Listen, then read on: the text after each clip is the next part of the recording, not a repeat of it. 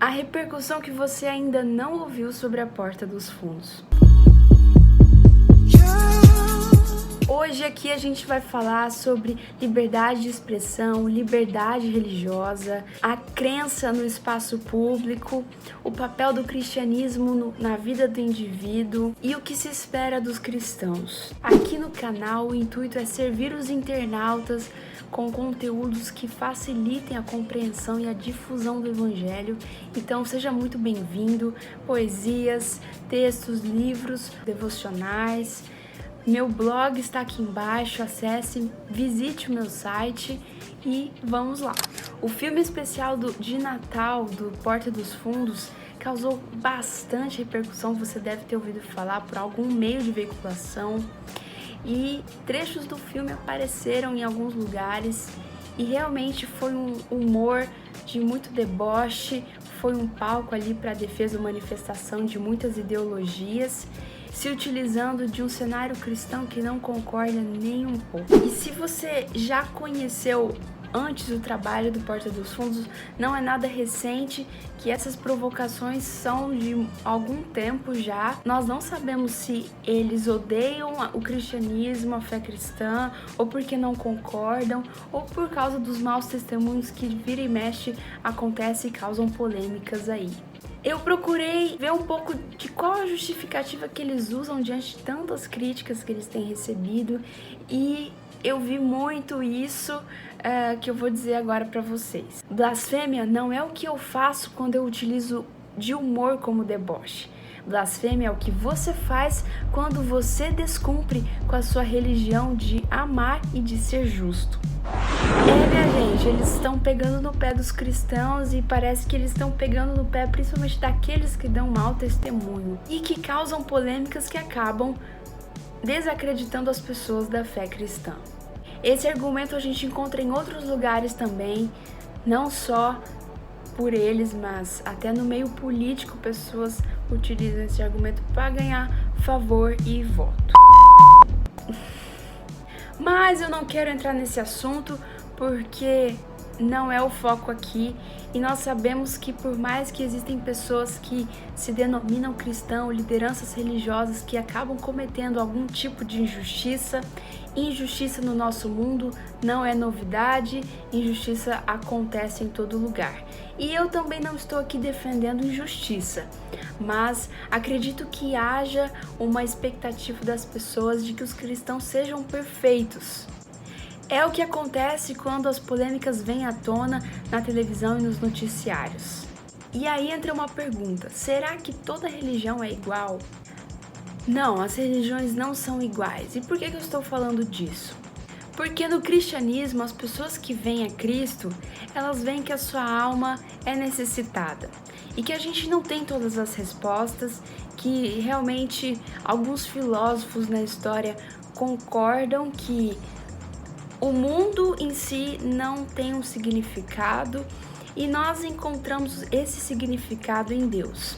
Já outras religiões entendem que você mesmo pode chegar à perfeição da sua alma, à perfeição do seu ser, simplesmente com a justiça própria, buscando paz interior e assim por diante. E não é só a religião que prega isso também. Existem outros meios que as pessoas utilizam para conseguir viver melhor e que acreditam que sejam sentido para suas vidas. Mas independente disso, as pessoas acabam tendo um sentido de moral, alguma coisa que está no interior delas que diz que está certo e que está errado, alguma atitude que elas façam.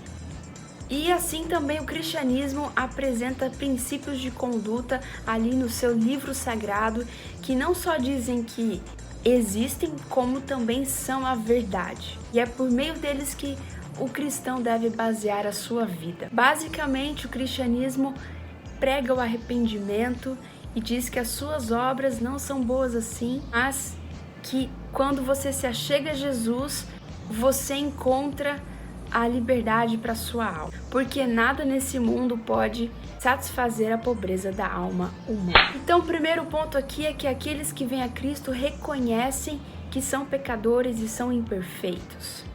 E o que eu quero dizer com isso é que as pessoas acabam criando uma expectativa incomum a respeito dos cristãos. Mas nós nunca dissemos que somos perfeitos. A salvação que nós precisamos está em Jesus, a quem adoramos. Então nós reconhecemos a maldade do mundo e não concordamos com ela. Com certeza nós não concordamos com ela. Outro ponto aqui que eu acho que a Porta dos Fundos se utilizou é de autoridade para dizer o que é blasfêmia e o que não é blasfêmia.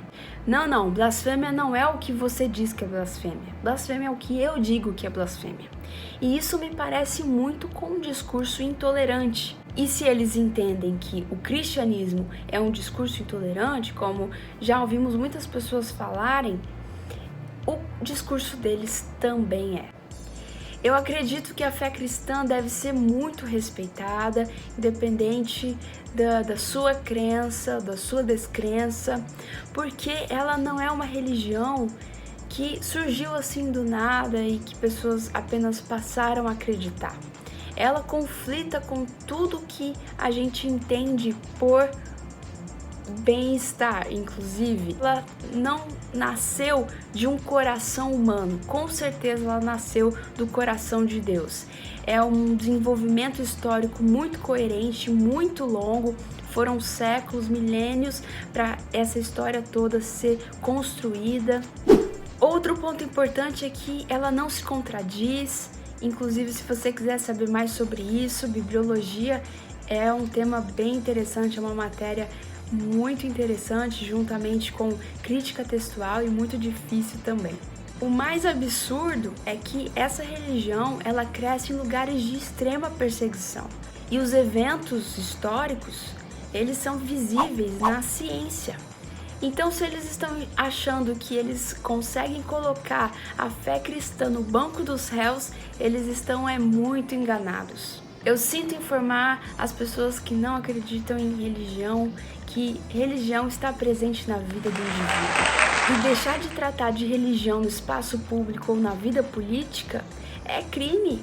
É a mesma coisa que dizer para o cidadão para ele deixar de lado aquilo que talvez seja mais vital na sua vida. Quer falar de fanatismo? Vamos falar de fanatismo. Fanatismo religioso realmente existe, mas não representa a nossa fé.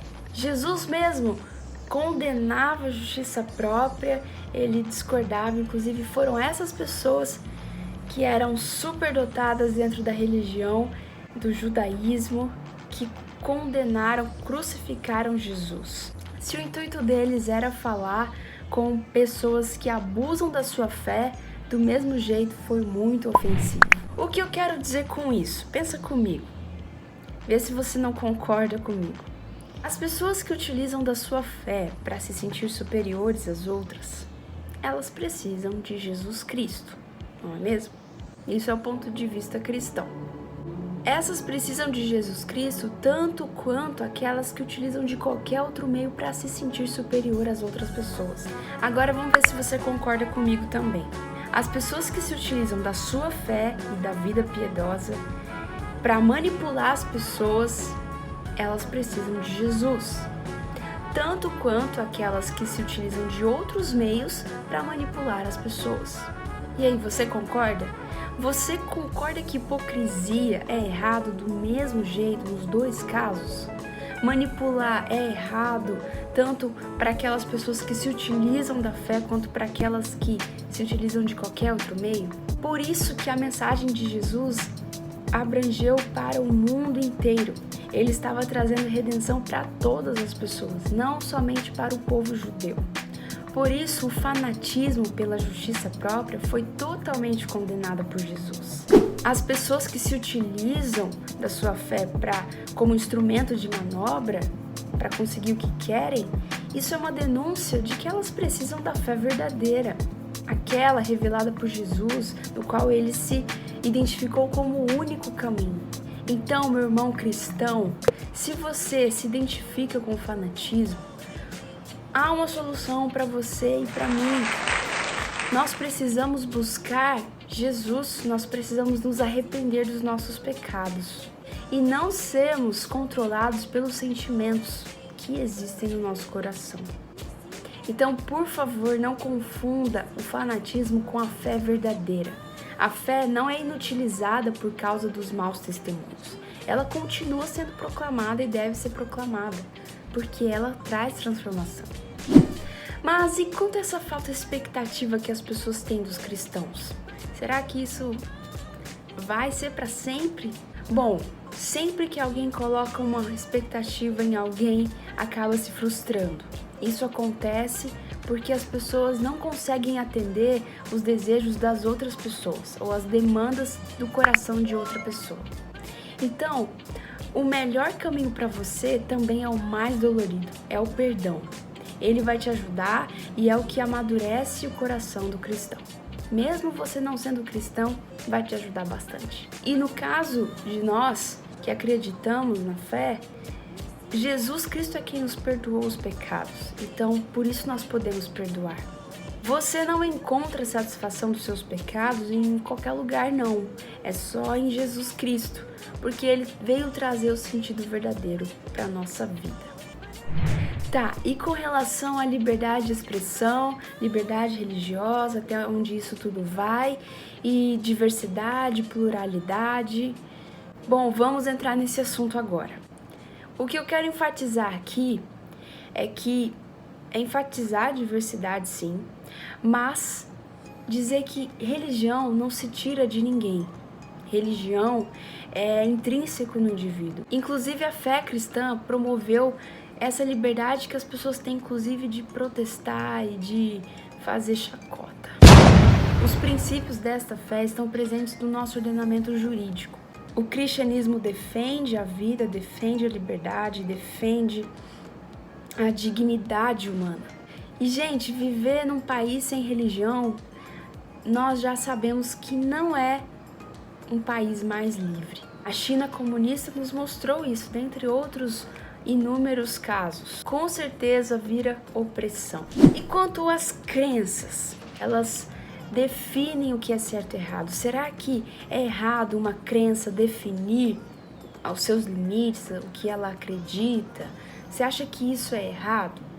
Eu acho que isso está em todo lugar, tanto em organizações corporativas, quanto organizações religiosas, quanto militantes, ativistas, seja lá o que for.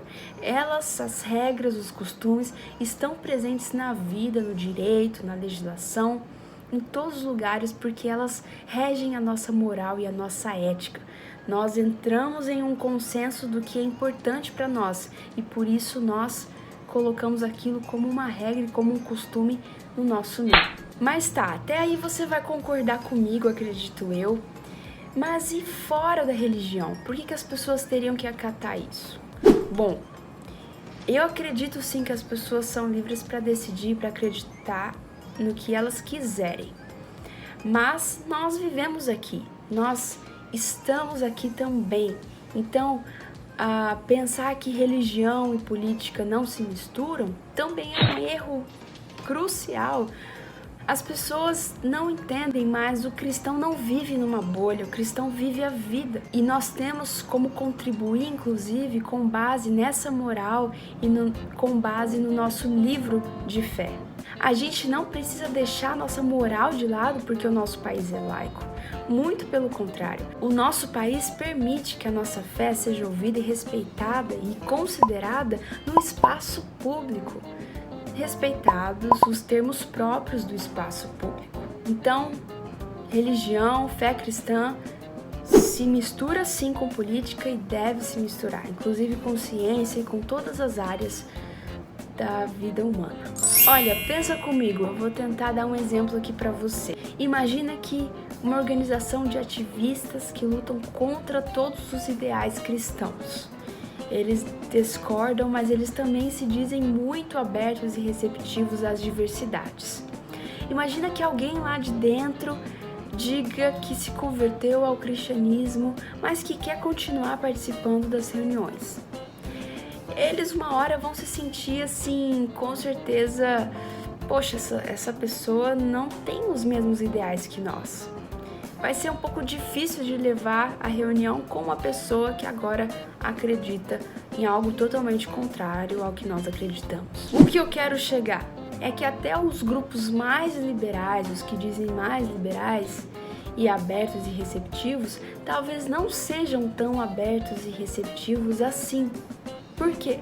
Porque toda organização, o grupo de pessoas que se definirem algum tipo específico de ética e tal, elas precisam resguardar os princípios que são mais vitais delas.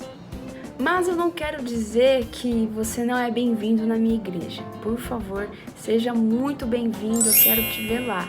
O que eu quero dizer é que diferenças existem sim, elas têm que ter o seu devido respeito, mas falando como cristã aqui, acredito que o mesmo tanto, a mesma proporção que nós defendemos aquilo que nós acreditamos, nós recebemos também receptivos às pessoas. Apesar dos maus testemunhos que vivem e acabam acontecendo por aí, igrejas fazem trabalhos bonitos aí com todas as idades, faixas etárias e com famílias e trabalhos sociais juntamente com ONGs.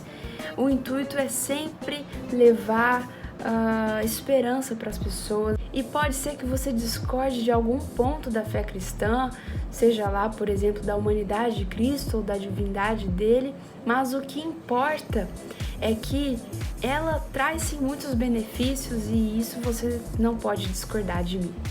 Acaba, sabe, entrando no quê? Que todas as crenças acabam entrando em algum nível de exclusivismo, não é só o cristianismo. Parece que o cristianismo pega para si todo o exclusivismo possível, né?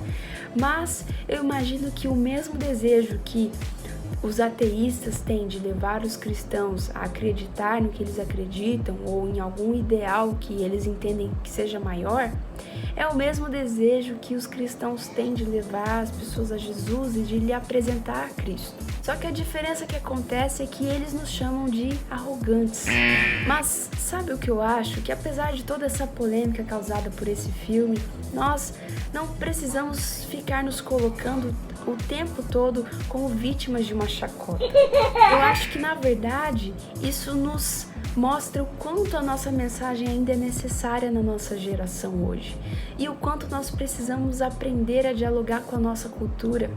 A mensagem de Cristo, do Reino de Deus, sempre será necessária, ela nunca vai morrer e ela é capaz e poderosa e eficaz em convencer qualquer coração da necessidade de arrependimento, e inclusive aqueles que fazem chacota desta mensagem. Por isso eu quero desejar a você, meu irmão, meu querido ouvinte aí, meu querido internauta, deixo aqui um convite, vamos procurar amadurecer mais esse assunto e a dialogar mais com a nossa geração.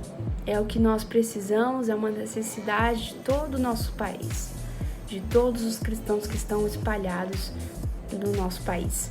Volte sempre e um beijo, fica com Deus.